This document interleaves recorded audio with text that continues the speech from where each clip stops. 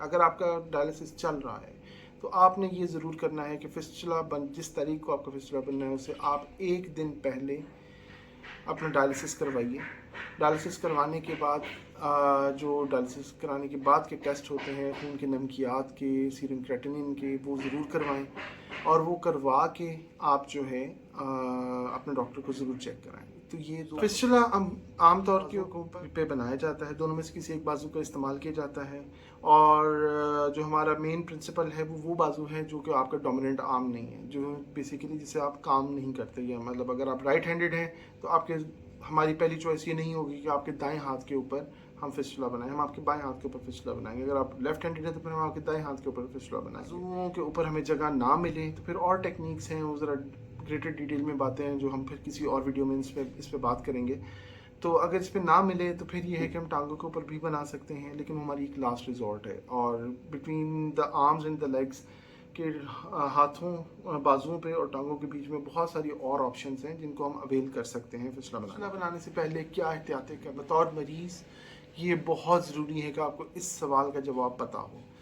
इसमें जो सबसे इम्पॉर्टेंट चीज़ है, बहुत ज़्यादा इम्पॉर्टेंट चीज़ है, वो ये है कि अगर आप राइट हैंडेड हैं, आपके डॉक्टर ने आपको बता दिया है कि जी आपको आगे चल के डायलिसिस की ज़रूरत पड़ सकती है, हम इस बारे में सोच सकते हैं कि डायलिसिस करना पड़े, तो आपने अपने बाएं बाजू के ऊपर किसी किस्म की कोई सुई नहीं लगवानी। वो कोई इंजेक्शन हो, वो खून निकलवाने के लिए कोई सैंपल हो, ऐसा आपने कोई काम नहीं करना, कोई आपने दवाई नहीं लगवानी, कुछ ऐसा काम नहीं करना आप, ताकि आपकी वरीदें अगर पुरानी भी अगर ख़राब हैं, पुराने उसमें अगर इस तरह के काम होते रहे तो उनको कुछ रेस्ट मिल जाए और कुछ बेहतरी की तरफ आ जाए। दूसरा जो आपको बहुत बड़ी एहतियात है वो ये है कि अगर आपको डायलिसिस स्टार्ट होने लगा है और आपका फिस्टुला नहीं बना तो, और इसी तरह आप अगर राइट हैंडेड हैं तो आपने अपनी लेफ़्ट साइड की गर्दन में किसी किस्म की कोई नलकी, कोई नाली, कोई डबल ल्यूमेन कैथेटर नहीं डलवानी।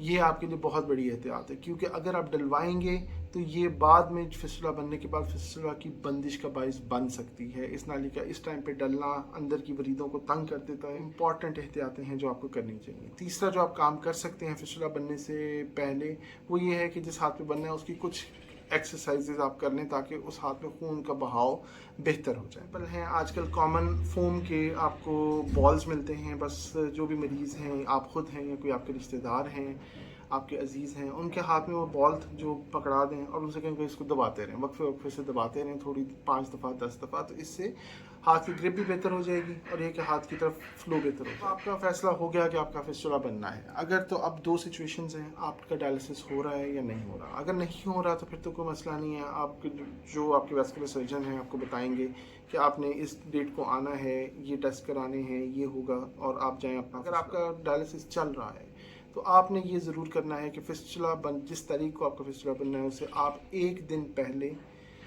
अपना डायलिसिस करवाइए।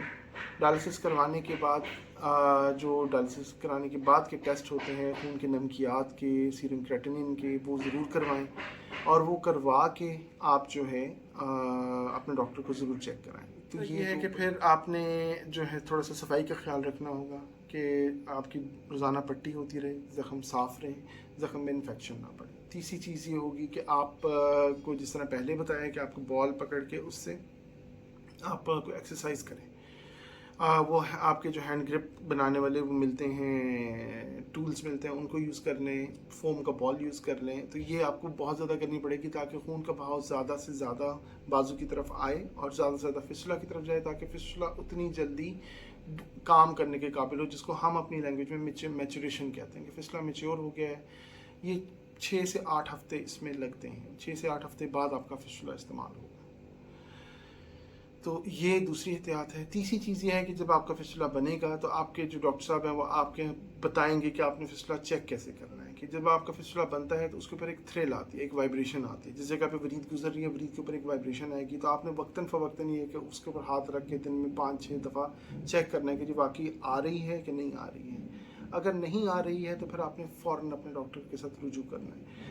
अगर आपके बाजू के ऊपर किसी किस्म की कोई सोजिश होना शुरू होती है, अगर आपके बाजू पर किसी किस्म की कोई सुर्खी आना शुरू होती है, हाथ में तकलीफ़ होना शुरू होती है, हाथ सुन होना शुरू होता है, या बाजू में पूरी तकलीफ होना शुरू हो जाती है, दर्द होना शुरू होती है, तो आपने फ़ौरन अपने डॉक्टर से रुजू करना है, अपने वेस्कुलर सर्जन से रुजू करना है कि मुझे ये मसला हो रहा है, कि अकॉर्डिंगली आपको गाइड करेगा और उसकी मैनेजमेंट करेगा, उसका ट्रीटमेंट। ये थी कुछ एहतियातें जो आपने करें कि आपका फिस्टुला मेच्योर हो और आपके फिस्टुला के मसाइल के कोई दूर रस ना करना पड़े। फिस्टुला बन गया, अब इसका इस्तेमाल कब होगा, कैसे होगा? फिस्टुला अगर बिल्कुल बन जाए, ठीक बन जाए, आगे कोई मसला ना हो, कोई किसी किस्म की कोई कॉम्प्लिकेशन ना हो, तो 6 से 8 हफ्ते के बाद आपके फिस्टुला को डायलिसिस के लिए इस्तेमाल किया जा सकता है।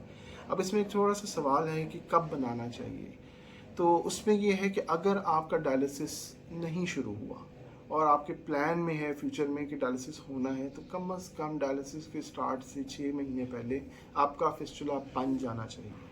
ये बहुत ज़रूरी है ताकि आपके पास ये टाइम फ्रेम हो कि जिसमें फिस्टुला मेच्योर हो जाए, डायलिसिस के काबिल हो जाए।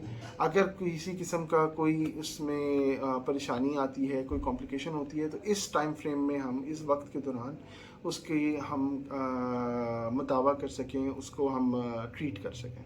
तो 6 महीने का गैप उन मरीज़ों के लिए जिनके अंदर अभी डायलिसिस शुरू नहीं हुआ। अब जिनमें डायलिसिस शुरू हो गया है और वो लाइन के थ्रू करवा रहे हैं, वो डबल ल्यूमेन लाइन हो, वो परमानेंट कैथेटर, तो उनमें क्या करें? उनमें फ़ौरन फिस्टुला बनवाएं। सिंपल सा वो है, डायरेक्टिव है कि आपने फ़ौरन फिस्टुला बनवाना है, अपना फिस्टुला